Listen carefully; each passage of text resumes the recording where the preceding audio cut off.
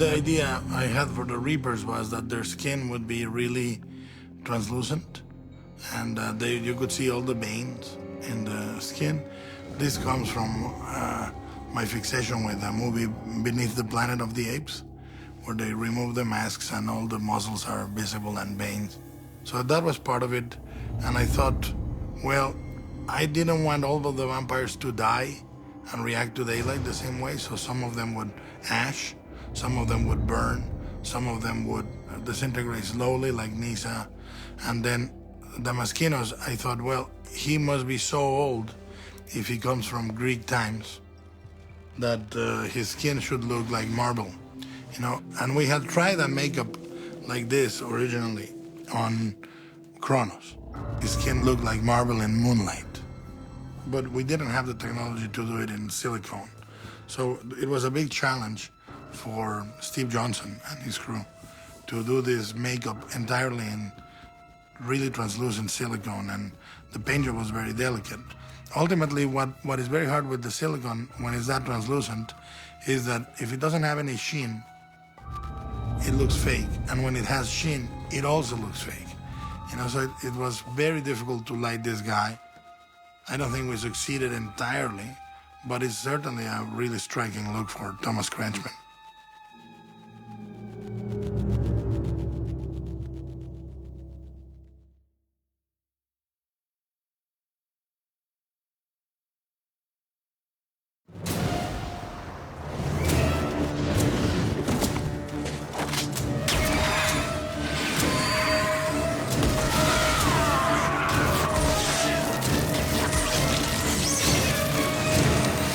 For the violence in Blade 2, I knew that I wanted very much to do anime style of violence.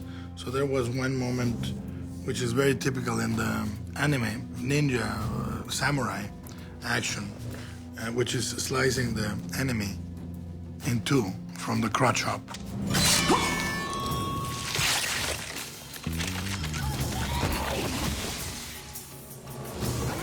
I wanted the violence to be balletic, to be almost like a musical number, so it would not have the yuck factor and the empathy factor.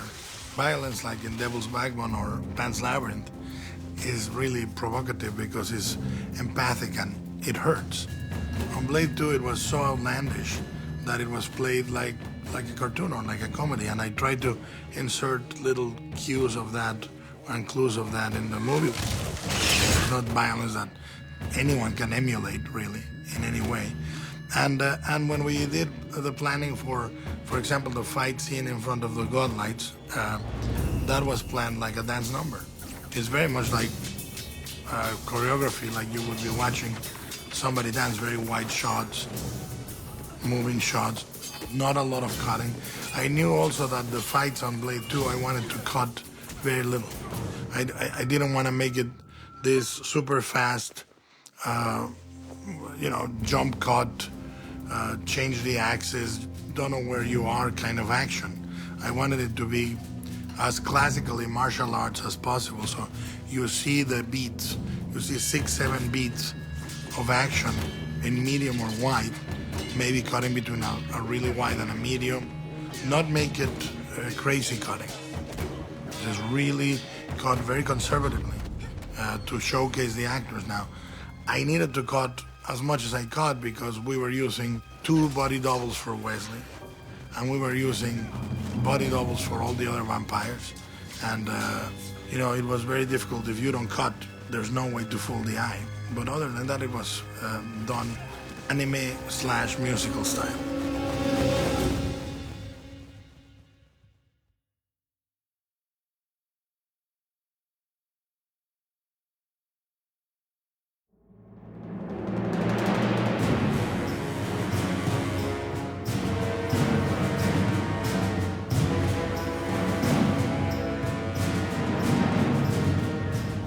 Architecturally, there are several styles on Blade 2.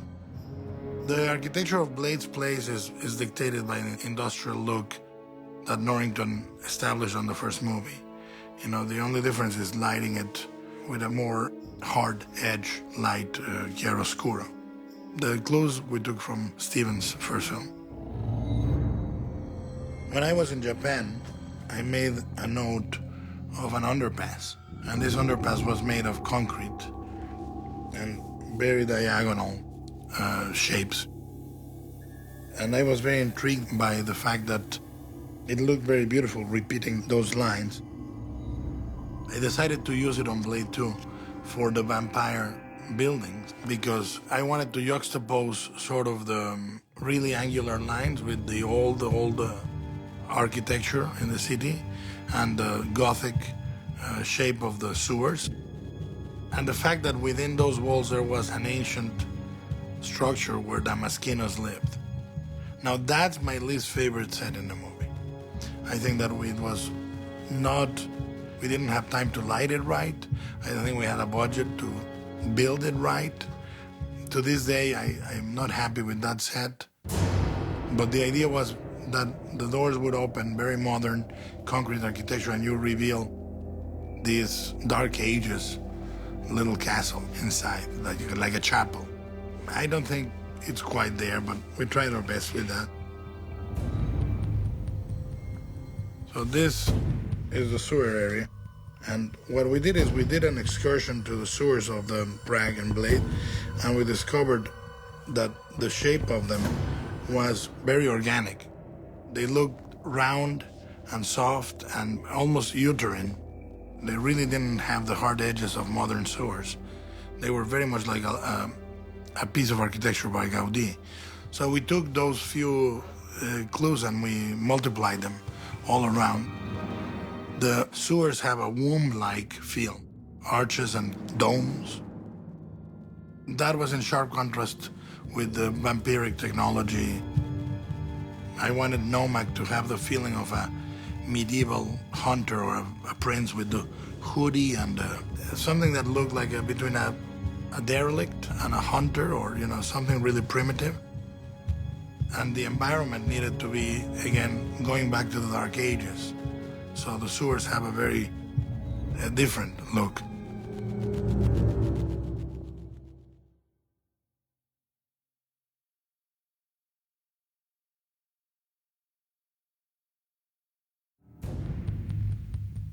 We wanted the blood pack uniforms to have a very much anime or manga Japanese design. I've had for a long time the idea that vampires could access a place that had as much security as Blade if they had a UV neoprene cover suit, and if they had their faces completely covered and had lenses with filters and irises. With Ty Ruben Ellingson, the first thing we designed was the goggles. This is my note for the goggles. Ty based the subsequent sketches on that one. Essentially has the idea of the red backlit eye, which is something that Jack Kirby does and Mignola does. I wanted very much a black suit with sort of a, not glowing, but a bright red lens. Take off your mask.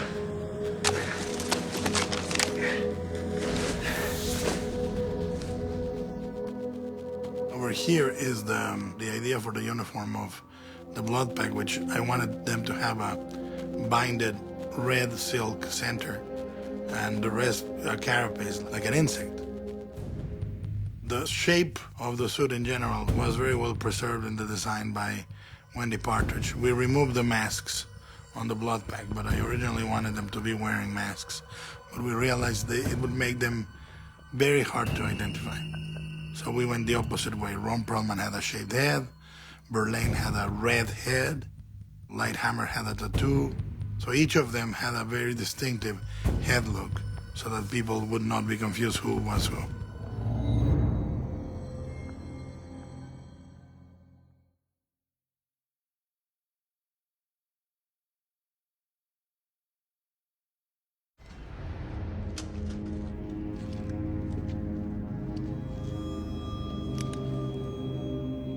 When I was a kid, I was fascinated by anatomy. I had all the model kits: Visible Man, Visible Woman, Visible Frog, the Visible Wasp. And at some point I was really intrigued by the fact that no one had done the anatomy of fantasy creatures, So as a kid I used to draw detailed anatomies for the creatures. I was very curious about how a dragon would create fire. What would be the science behind it? And I did at one point a drawing of a gnome. This was a dissection of a gnome.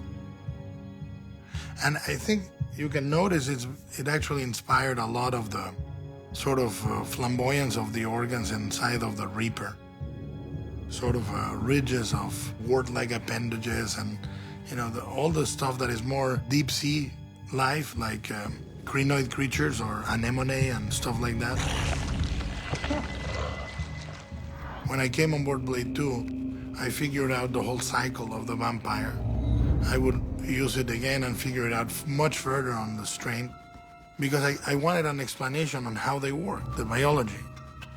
And David found really nice ways to incorporate it in the screenplay, but I had it all figured out in my head.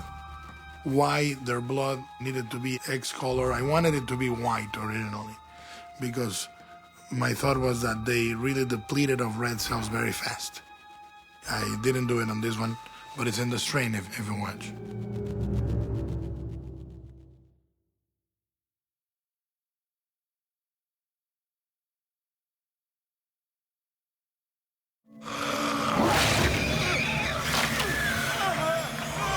The first design of the Reaper. I originally had this idea for when I was pitching I Am Legend to Warner's, and the idea that the jaw was a negative space, that the jaw opened. This was inspired by 2 or 3 things. The idea that, like a snake, the jaw could accommodate a larger bite. So we articulated like an insect's bite. But it came from many places. It came from a book from 1700s, a treatise on vampires. This book is actually the first English edition and done in the 1700s. And it's the first treatise published in the English language about vampirism. And what they said is that some of the vampires in Eastern Europe have a stinger that comes out of the mouth and from under the tongue and protrudes out. So way early, before I even knew Blade 2 was in the horizon, or even Blade 1, I did a sketch. This is the first idea I had for the stinger in the mouth. It came out and extended out of the tip of the mouth. You can see other biological ideas for vampirism. This is the nictitating membrane over the eye that closed. And I had this idea that the wings, sort of bat wings, would be folded, and the arm.